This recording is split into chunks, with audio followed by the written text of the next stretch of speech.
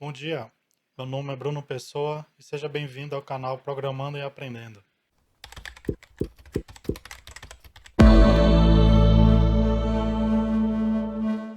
Para nós começarmos no mundo da programação, para usá-la como ferramenta de aprendizado, de reforço de aprendizado, nós vamos utilizar uma linguagem de programação. O que é uma linguagem de programação? É a maneira que a gente vai se comunicar com o computador, dizer para ele o que ele deve executar, passar instruções para ele. Elas possuem um conjunto de regras sintáticas e semânticas, as quais nós devemos seguir para executar comandos no computador. A linguagem que a gente vai utilizar inicialmente, ela se chama Python. É uma linguagem muito utilizada para quem é cientista de dados, para quem trabalha com estatística e assim por diante. Eu considero uma linguagem de fácil aprendizado e o melhor de tudo, o Google oferece uma ferramenta para a gente onde não precisamos instalar nenhum software no nosso computador para iniciar o desenvolvimento. Como o nosso objetivo aqui é começar a aprender programação e utilizá-la como ferramenta no aprendizado de outras disciplinas, então eu a elegi como um bom ponto de partida para quem está começando. A ferramenta que nós vamos utilizar do Google, ela se chama Google Colab. Para você acessar, você basta ter internet e um navegador e uma conta no Google. Você vai acessar o seu navegador, vai digitar colab.research.google.com. Vocês vão reparar que a ferramenta, o Google Colab, ele está todo em inglês. A primeira dica que eu vou dar é que vocês aprendam pelo menos o básico do inglês. Hoje em dia tem algumas ferramentas na internet que nos auxiliam a começar no inglês, pelo menos. Porque você tendo o básico nessa língua, você vai conseguir com mais facilidade aprender qualquer linguagem de programação. Eu já estava logado na minha conta do Google. Então, a primeira vez que eu acessei o Google Colab, ele me mostrou essa tela inicial, onde eu tenho aqui os arquivos. Esses arquivos nós vamos chamar de notebooks, que em inglês significa caderno, porque são neles que a gente vai colocar as nossas instruções e também nós podemos colocar algumas notas do que o nosso programa está fazendo. Eu posso criar um novo notebook ou eu posso abrir um já existente. Vamos abrir um aqui. Essa ferramenta, ela funciona na nuvem do Google. Então o Google separa, toda vez que tu cria um novo notebook, tu executa um comando, ele separa recursos da nuvem dele de processamento, de memória RAM, para executar as instruções que você está colocando no seu notebook. Então, como vocês podem ver, na tela inicial, nós temos aqui o menu superior, o nome do documento, nome do notebook, que eu posso alterar caso eu queira. Então eu vou colocar aqui introdução ao Python. Lembrando que todo notebook vai ficar guardado no seu Google Drive. Conforme nós vamos caminhando na programação, nós vamos vendo mais opções que o Google Colab nos oferece. Mas inicialmente, nós temos aqui um trecho de código. Vocês podem notar aqui que temos duas opções para adicionar: um texto de código e um trecho de texto. Uma caixa de código e uma caixa de texto. A caixa de código é onde nós escreveremos os comandos que serão executados pelo Python, que serão executados no Google Colab.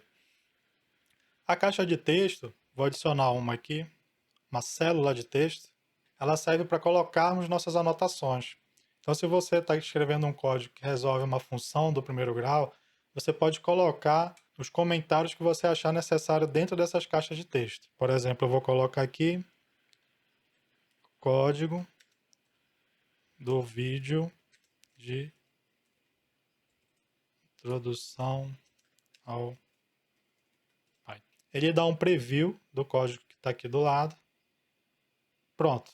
Eu fiz isso, eu vou voltar aqui para a célula de código e ele deixa a minha célula de texto como notação para que depois eu possa lembrar do que eu fiz nesse código. Se a posição da célula de texto não me agrada, eu posso colocá-la para cima ou para baixo.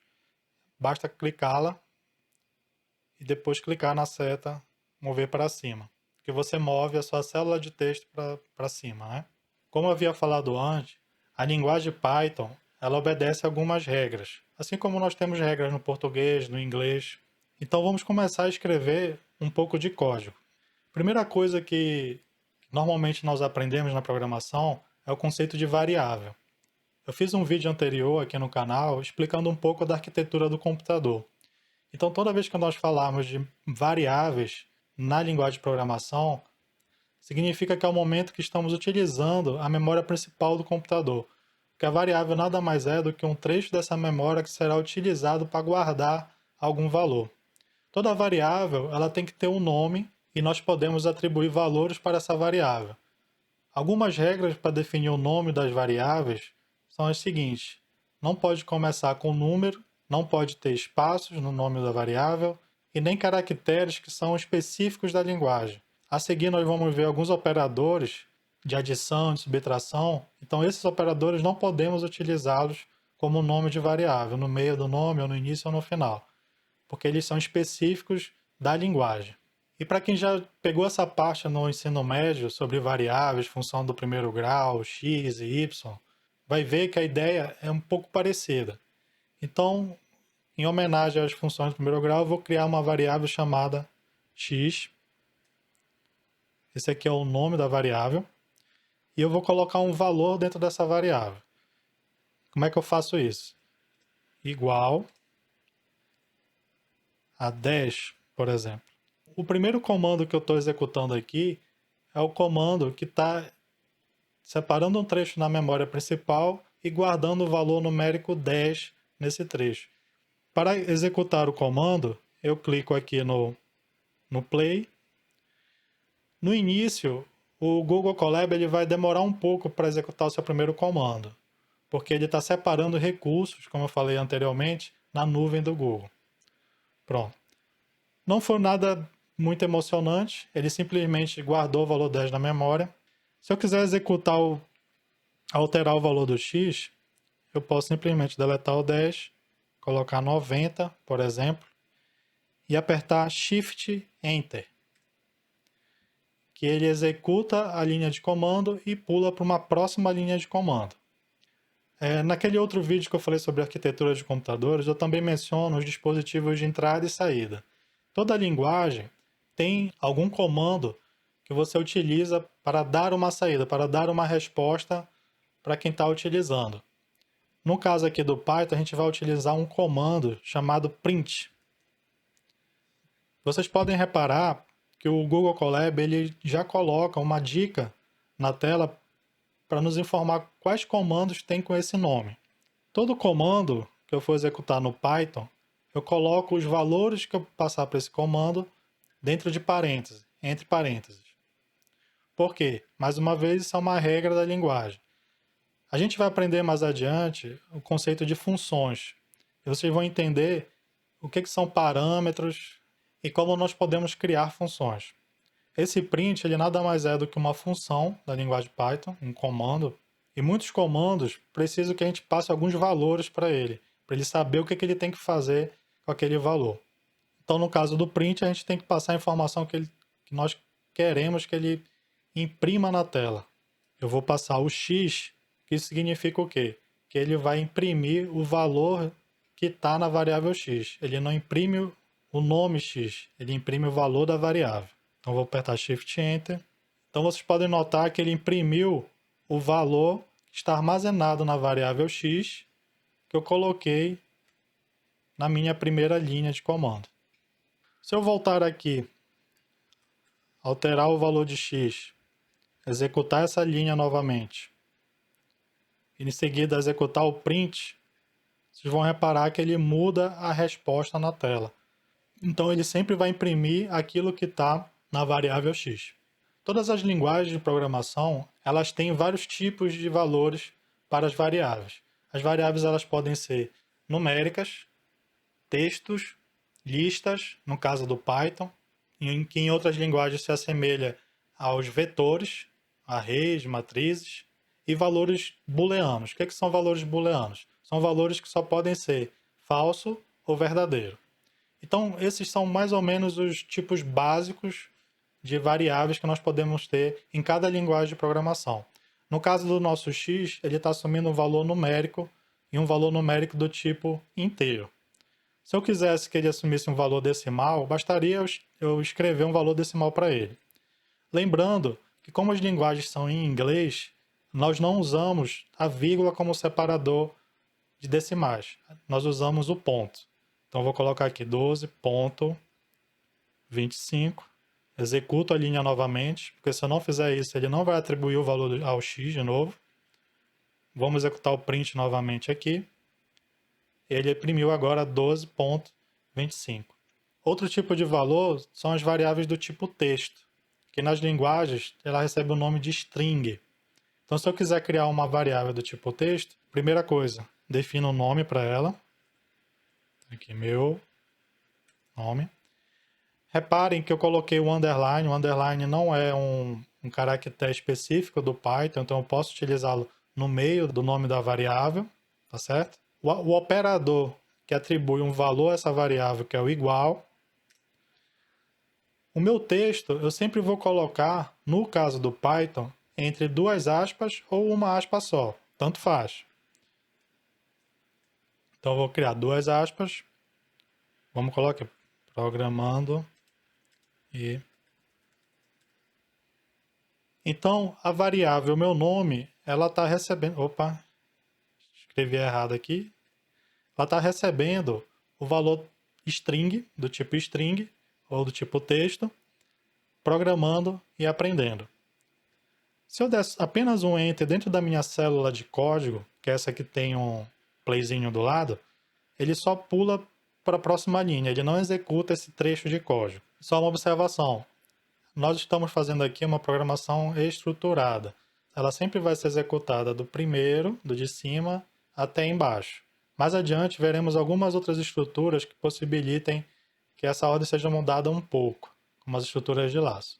Mas isso fica para outro vídeo. Então, voltando aqui, meu nome recebe programando e aprendendo.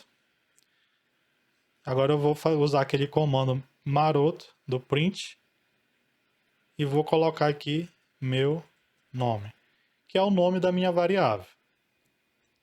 Agora sim, quando eu executar a célula toda, ele vai atribuir o valor programando e aprendendo para meu nome. E em seguida, ele vai imprimir o valor que está na variável. Se eu colocar aspas aqui, o que vai acontecer? Vamos já ver.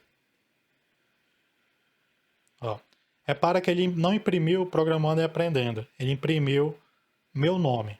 Por quê? Porque quando eu coloquei aspas, a linguagem não vai mais considerar que o que está aqui dentro é um nome de variável. Ele vai considerar que isso tudo aqui é um valor de texto, é um valor string. Ele vai imprimir esse valor pura e simplesmente. Vamos voltar aqui para o que estava antes. Vamos tirar as aspas. Assim ele vai imprimir o valor da variável, não o nome dela. Vou executar novamente, para ele ficar certinho. Vamos adicionar mais uma célula de código. E agora nós passaremos a ver um outro tipo de variável dentro do Python que se chama listas.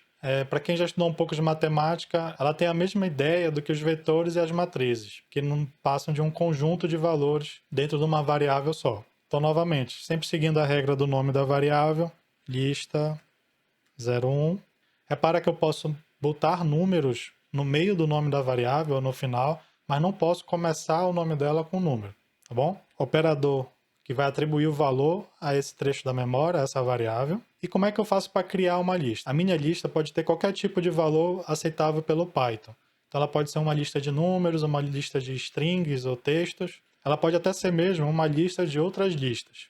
Vamos começar com uma lista de números. Toda lista tem esse formato básico, começando com colchetes. Coloco o primeiro valor, então aqui 10, vírgula, 20, vírgula, 30, vírgula, 40. Então essa minha lista é uma lista com 4 valores. O valor da primeira casa é 10, da segunda 20, da segunda 30, da terceira 30 e da quarta 40. Então, bem parecido com as matrizes da matemática. Aqui, no caso, eu tenho uma matriz com uma linha e 4 colunas. Vamos dar um print nessa variável. Vamos pedir para o Python imprimir o que tem dentro dessa variável. Vamos executar o comando e foi o que ele fez. Então ele imprimiu o que está na lista 01, que são os valores 10, 20, 30 e 40. Se eu quisesse imprimir apenas o primeiro valor dessa lista, como é que eu poderia fazer? Aqui dentro do print lista 01, eu abro outro colchete e informo o valor 0. Vamos ver o que ele vai imprimir. Então vocês viram aí que ele imprimiu o valor 10. Por que ele imprimiu 10? Porque a lista ela possui índices que vão de 0 até o tamanho da lista. Então o primeiro índice ele não começa na casa 1, ele começa na casa 0. Então isso é muito bom vocês lembrarem para os próximos problemas que a gente for solucionar.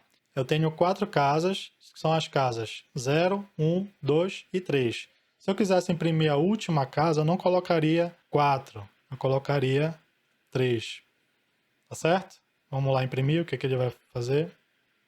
Então tá aí, ele imprimiu o que estava na casa 4, que o índice dela na verdade é o 3. Então esses índices funcionam como se fossem os números de endereço de cada posição dentro da lista. Eu posso ter também uma lista com valores de texto ou valores string. Vou adicionar uma nova célula de código. Vamos colocar aqui os itens de uma receita de bolo. Então, eu colocaria aqui o nome da variável, itens, receita. Sempre coloque o nome das variáveis que realmente definam o que ela está guardando, o valor que ela faz referência, para ficar mais fácil depois vocês entenderem o código de vocês.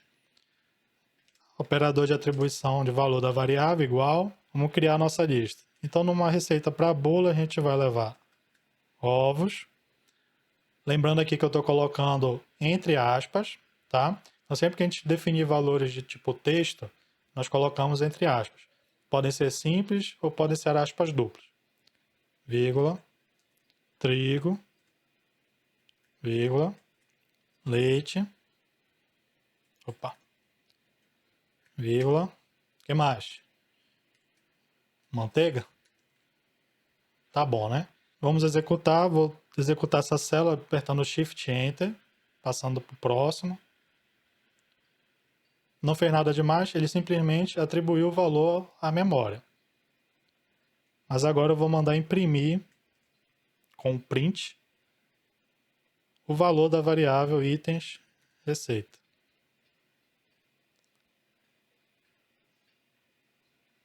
Pronto. Vocês viram que ele imprimiu e colocou com aspas simples, como eu falei. Tanto faz, aspa dupla ou aspas simples, fica a critério de vocês. Então ele imprimiu aqui a lista, ovos, trigo, leite e manteiga. Se eu quisesse imprimir apenas o primeiro item da lista, lembrando que o índice de toda a lista começa no 0. Então eu coloco aqui entre colchete e o índice que eu quero imprimir. Vamos imprimir de novo. Se eu quisesse imprimir o primeiro e o terceiro item da lista, o primeiro já está aqui, que é o que começa com índice 0.